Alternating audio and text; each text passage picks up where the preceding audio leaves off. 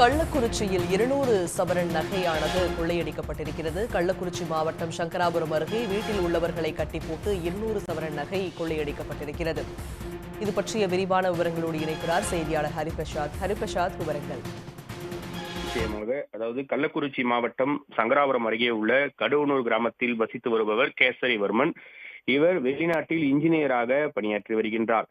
இந்த நிலையில் கேசரிவர்மன் என்பவரது வீட்டில் பின்பக்க கதவை அதிகாலை நேரத்தில் உடைத்த 5 பேர் கொண்ட மர்ம நபர்கள் வீட்டில் இருந்தவர்களை கட்டி போட்டு வீட்டில் இருந்தவர்களை மிரட்டி வீட்டின் பீரோவில் இருந்த சுமார் 200 பவுன் தங்க நகைகளை கொள்ளையடித்து அங்கிருந்து தப்பிச் சென்றுள்ளனர். கேசரிவர்மன் மற்றும் அவரது மனைவி இருவரும் பாஸ்போர்ட் ரினிவல் செய்வதற்காக சென்னை சென்ற நிலையில் அவர்களது பெற்றோர் மற்றும் குழந்தைகள் மட்டுமே வீட்டில் இருந்த நிலையில் இந்த சம்பவமானது அரங்கேறியுள்ளது.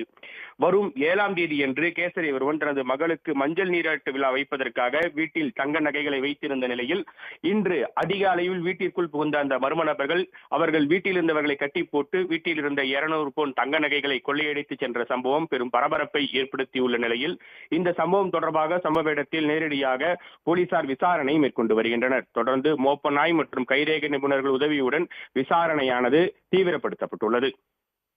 உடனுக்குடன் செய்திகளை தெரிந்து கொள்ள சன் நியூஸ் பெல் ஐகானை கிளிக் பண்ணுங்க.